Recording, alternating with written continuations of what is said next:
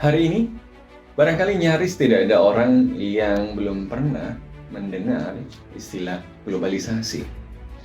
Ada lagu-lagu populer yang bahkan bicara soal globalisasi, globalisasi, atau kritik-kritik pada globalisasi. Malah sekarang sudah banyak juga yang ngomong bahwa kita mengalami kemunduran dari globalisasi. Ada yang namanya deglobalisasi. Tapi sebenarnya, apa sih globalisasi itu? Kalau kita melihat upaya untuk mendefinisikan globalisasi, cari di macam-macam buku, definisinya ada banyak sekali. Bahkan mungkin ada ratusan atau ribuan definisi globalisasi.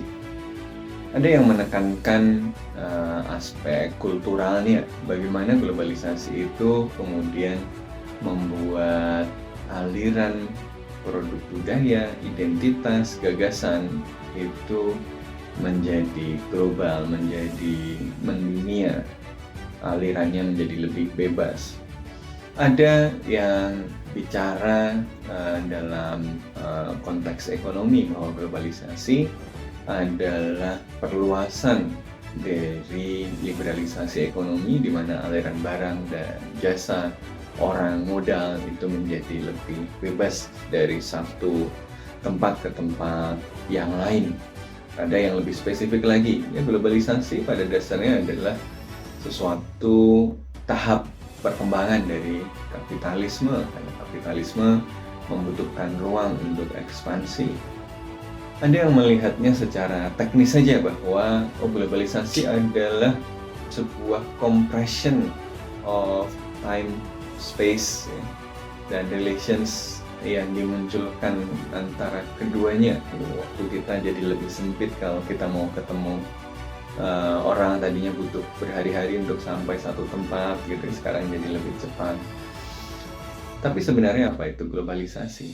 Semua definisi itu tentu menggambarkan cara beragam orang dengan beragam latar belakang memahami globalisasi. Tapi ada satu definisi yang saya suka karena cukup komprehensif, dia memasukkan hampir semuanya. Bukan yang paling benar, tapi menurut saya kemudian memasukkan tadi perspektif yang sifatnya teknis tadi sampai yang aspek ekonomi maupun aspek budayanya. Ini dari Held dan kawan-kawan. Ini bicara soal globalisasi sebagai sebuah proses atau serangkaian proses transformasi pengelolaan ruang atau spatial organization kalau bahasa Inggris yang dia gunakan, of social relations, dari relasi sosial dan dari transaksi. Jadi jual, beli, konsumsi dan macam-macam. Yang ditandai dengan apa transformasi itu? Perubahan itu ditandai dengan ekstensifikasi, intensifikasi, velocity dan impact yang kemudian semakin meningkat, yang kemudian menghadirkan aliran yang sifatnya transkontinental, interkontinental, menghadirkan networks of activity, interaction, ya, menghadirkan jejaring dari beragam tindakan, beragam interaksi, dan beragam bentuk exercise of power, ya, beragam bentuk perwujudan kuasa. Ini agak rumit memang, tetapi menurut gue ini paling menggambarkan karena dia masukin aspek ekonominya juga kan, dia masukin aspek budaya, dia masukin aspek teknisnya. Jadi ada aspek teknis bagaimana dunia itu jadi makin terhubung satu sama lain gitu kan. Tapi dia juga bicara soal bagaimana dia berkaitan dengan aliran barang dan jasa yang baru gitu, yang kemudian melintasi batas negara dengan lebih mudah. Tapi dia juga kemudian bicara soal aspek budayanya. Tapi kalau kita mau simpelnya, ya kira-kira globalisasi adalah sebuah proses perubahan di dunia kita yang membuat dunia kita rasanya jadi makin sempit, jarak makin dekat, kita mau kirim duit, kirim informasi dan seterusnya jadi lebih mudah, dan karena itu muncul hubungan-hubungan sosial baru. Gagasan di Amerika kita lihat dengan lebih mudah, apa yang terjadi di Palestina, di Eropa kita langsung dengar hari ini juga, dan itu punya konsekuensi pada cara kita berinteraksi dengan yang di dekat kita maupun di yang jauh dari kita. Bahkan dekat sama jauh pun sekarang rasanya sama. Ini bukan kayak angkot jauh dekat sama gitu ya, tetapi ya dekat dan jauh sekarang menjadi sesuatu yang relatif. Karena kadang-kadang kita makan bareng pun kita lebih dekat dengan yang sedang japri-japrian sama kita di HP daripada yang ada di depan kita kan. Nah, tapi dengan segala pemahaman globalisasi itu ternyata masih ada perdebatan juga bahwa apakah globalisasi ini sebenarnya adalah sesuatu yang benar-benar terjadi, dalam artian dia memang kemudian tadi menghadirkan sebuah perubahan dalam cara kita mengelola relasi sosial dan aktivitas transaksional dari kita gitu ya, membuat kita menjadi satu masyarakat global, atau sebenarnya enggak. Nah, di sini ada 3 aliran yang punya pandangan beda-beda nih. Yang pertama adalah hyperglobalist. Hyperglobalist ini adalah orang-orang yang percaya bahwa globalisasi is happening, bahwa kita memang sedang mengalami dan menyaksikan itu. Dunia kita makin lama makin terhubung, makin sempit, teknologi makin maju, kita makin menyatu menjadi sebuah global village. Orang-orang yang mengatakan ini ya seperti Kenichi Omae gitu ya, dulu bilang soal the borderless world. Ya, dunia ini akan nggak ada batas-batasnya gitu kan. Kita akan saling terhubung satu sama lain.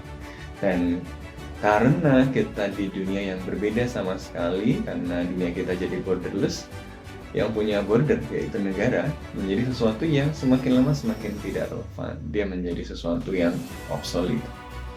Tapi kemudian ada yang bilang bahwa ya para hyperglobalist ini terlalu terburu-buru menyimpulkan.